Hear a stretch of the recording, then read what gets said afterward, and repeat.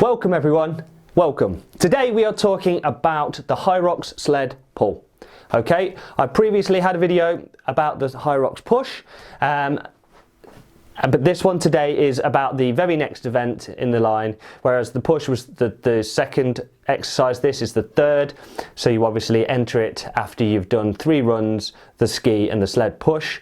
It is a very compromised exercise, so you must take that into account when you are training. I'm going to show you a video in a minute from the session I did this morning at the gym.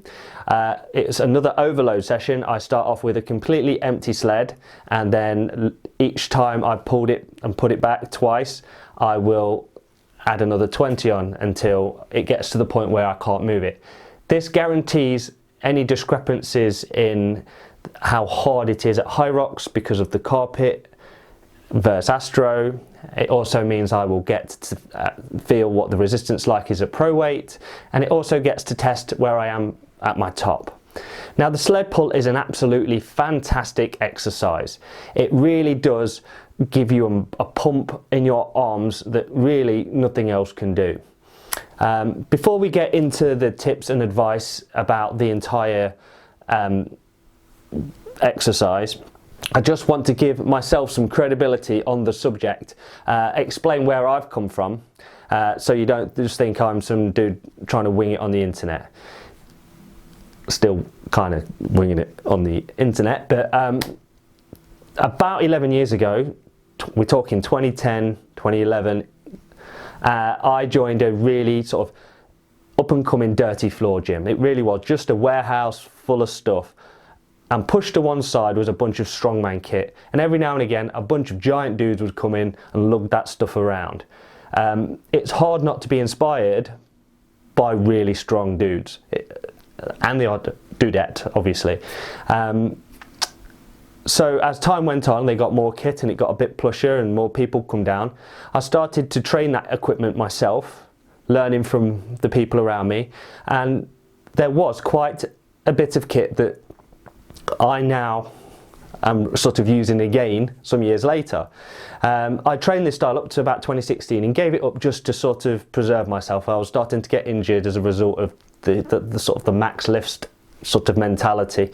But nowadays I'm noticing, like Hyrox, the push and the pull, like at Spartan, the Atlas stones and the rope climbs and the drags and the carries and things like that, that these skills that I learned then are now paying dividends because they're very much the same. I've been dragging heavy things on rope for a long time, and in fact it came up in a competition once, the event that I won, so I'm very confident going through this motion, and I'm very confident in being able to give the advice to it.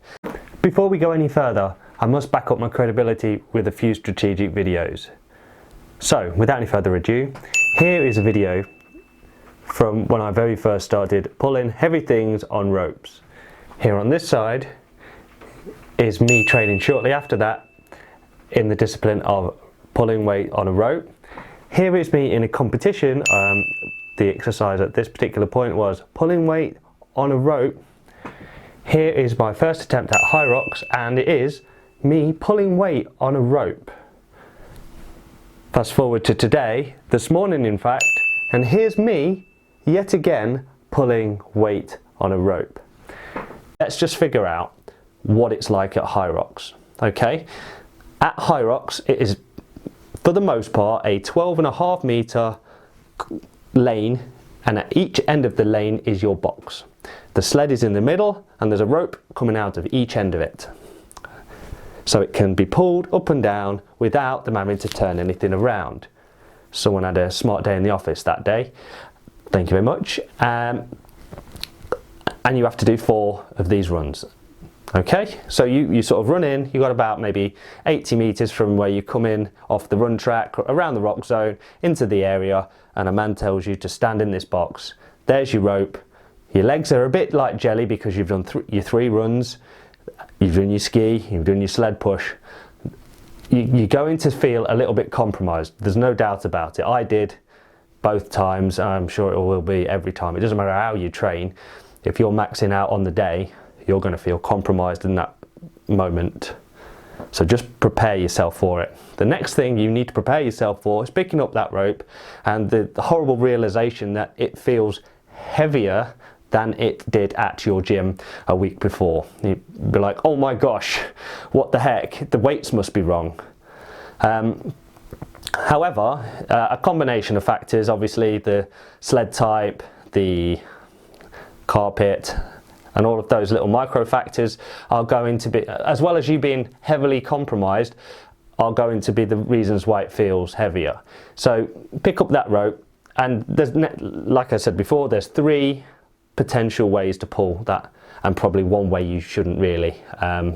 So the first one is generally if you're strong enough, and there's plenty of guys out there at Hyrox who are big and strong and heavy. If you're that way inclined, if you've been blessed like that, you might be able to pull it hand over hand, and it will move like that.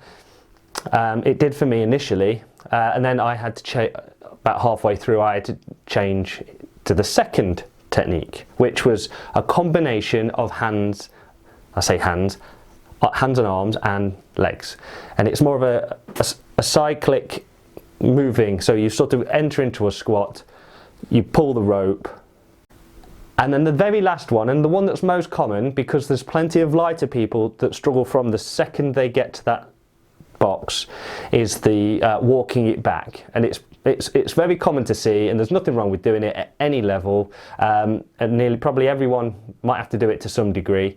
Is you simply pick up your rope, walk with it to the very front of your box, hold it, lean back, rope taut, and walk backwards, bearing in mind that all of your surplus rope is going to be coiled up right there in the middle of your box, so be very careful.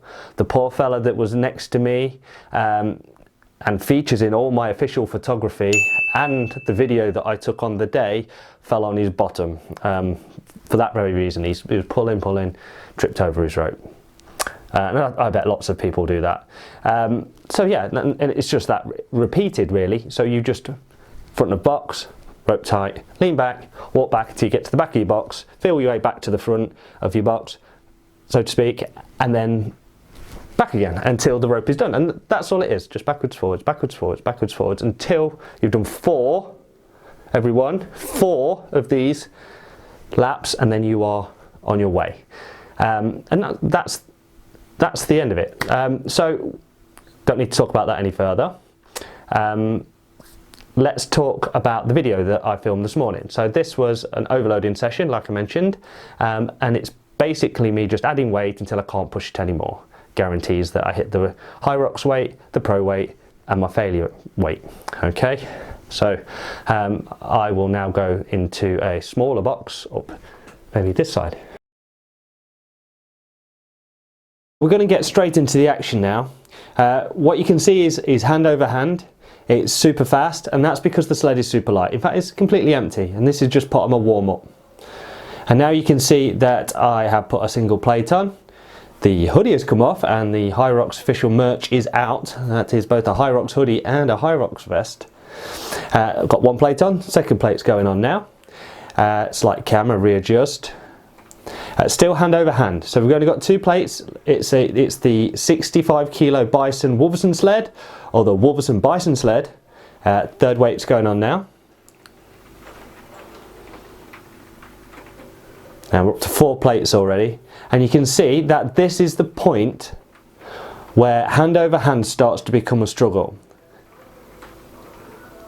It's still happening, but as you can see, I am cycling with my legs now. It's still hand over hand, and at some point soon the hand over hand stops to be a dual pull, and you pull with both hands at the same time. So now we've got 165 kilos loaded on the sled, and I can no longer do hand over hand. And this is the first example of walking to the front of the box, leaning back almost 45 degrees and walking back.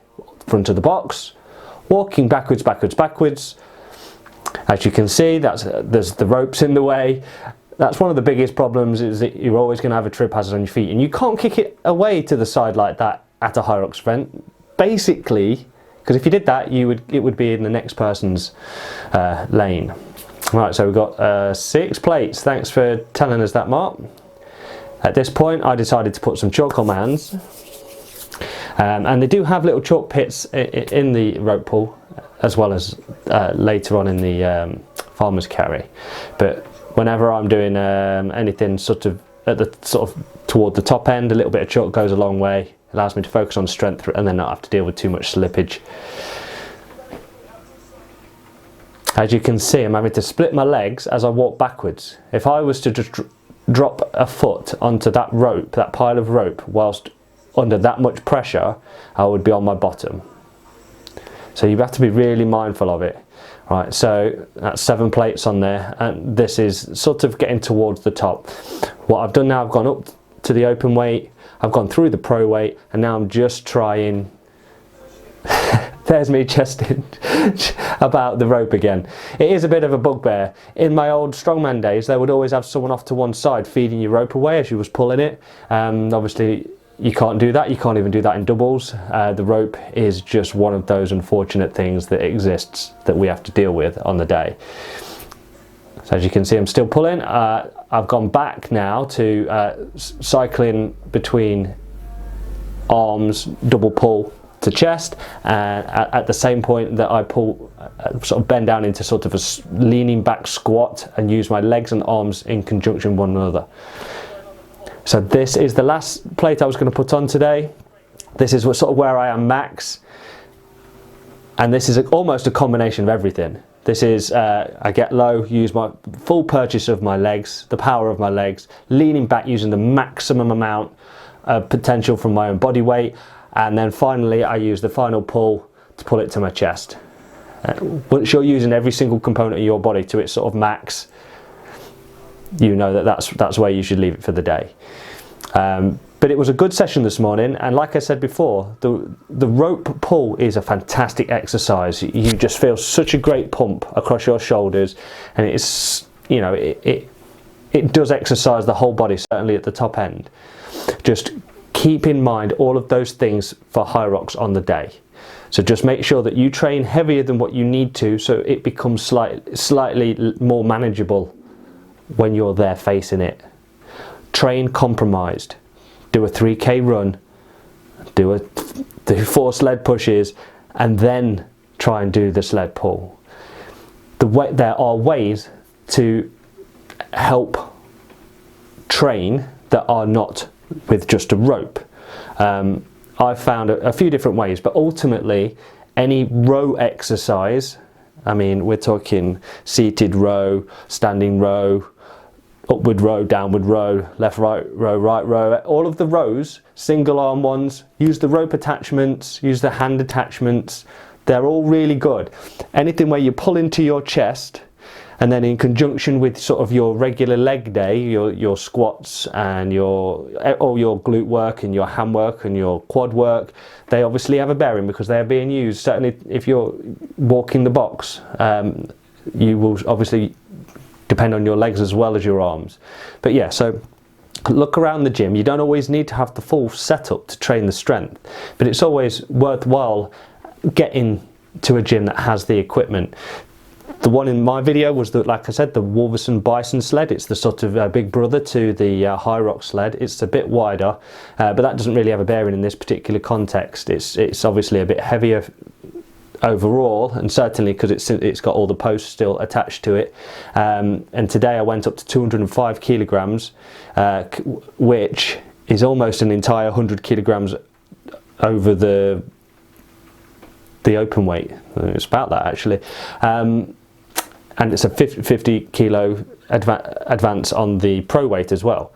But it doesn't matter, that when you do it relatively fresh, you obviously can pull a lot more than you can on the day when you've just come off the backs of the other exercises.